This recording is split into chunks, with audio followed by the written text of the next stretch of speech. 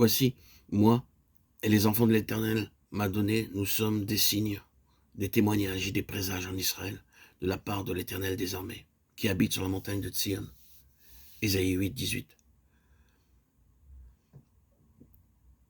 Même si sa famille fut introduite dans de profondes et terribles expériences par lesquelles il passait, parce qu'il était prophète, non seulement pour les nations, mais spécialement de Sion. Vous voyez ici la place occupée par Sion dans la deuxième partie des prophéties d'Ésaïe.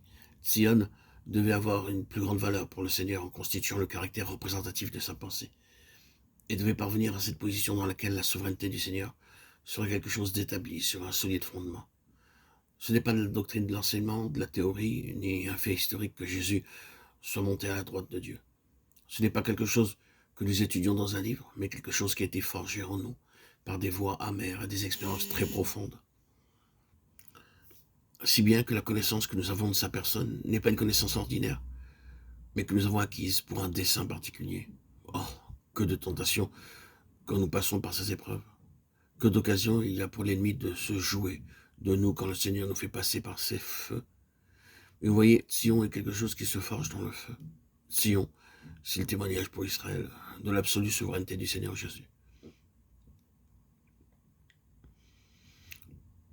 Encore une fois, il y a un très grand besoin aujourd'hui pour l'Église de restaurer la position de l'absolu Seigneur et de Christ. Son impact sur ce monde a très largement été perdu. La raison est que le Seigneur Jésus n'a pas sa place comme souverain absolu. Toutes sortes de choses ont pris la place de la souveraineté absolue de Jésus-Christ, c'est-à-dire du gouvernement absolu. Conseil, comité, ou tout ce que vous voudrez occupe la place au lieu de son gouvernement exclusif. Mais marcher dans ce que signifie Sion, c'est un chemin coûteux. Ce n'est pas du tout une voie facile. C'est pourquoi il y a un chemin,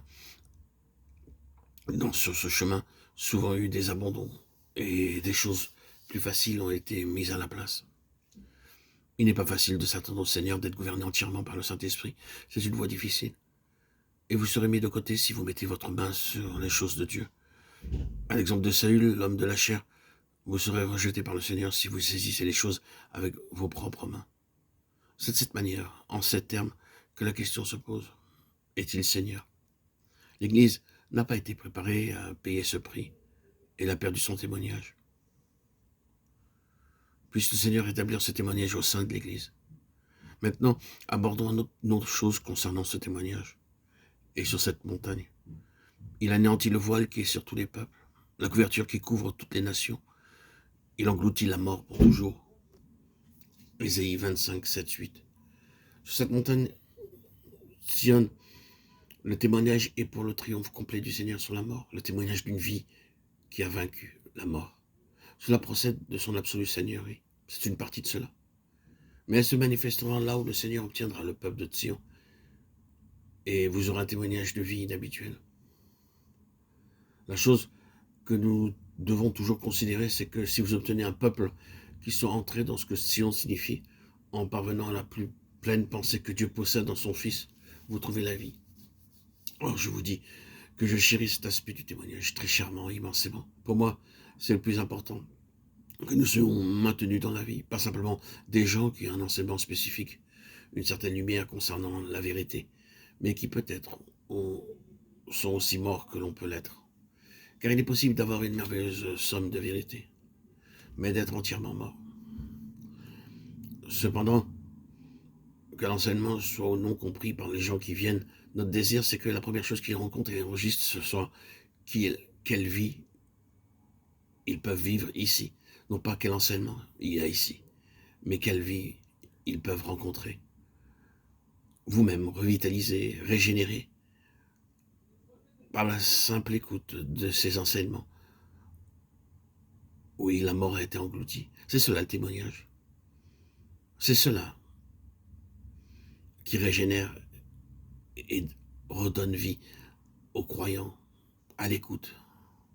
Et c'est ici une partie du témoignage pour Israël.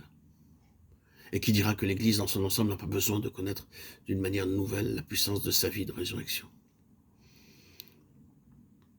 Est-ce que ce n'est pas cela qui est justement nécessaire? C'est réellement ce que beaucoup recherchent. Ils essaient de l'obtenir dans de grands mouvements organisés. Ils ressentent ce besoin de vie pour réagir contre la mort qui a fait son entrée. Cela ne doit pas être pris pour un jugement ou une critique, mais nous pouvons dire que cette vie ne peut jamais être fabriquée, ne peut jamais venir à la suite de grands efforts. Elle est là où le Seigneur ressuscité est élevé, là où il a sa place, et cette place est seulement la conséquence d'un travail. Vous devez souffrir pour cette vie, vous ne pouvez pas l'obtenir à bas prix, vous ne pouvez pas la produire par des moyens humains, elle peut seulement surgir hors de la mort, par la résurrection. Et cela coûte, c'est le prix à payer.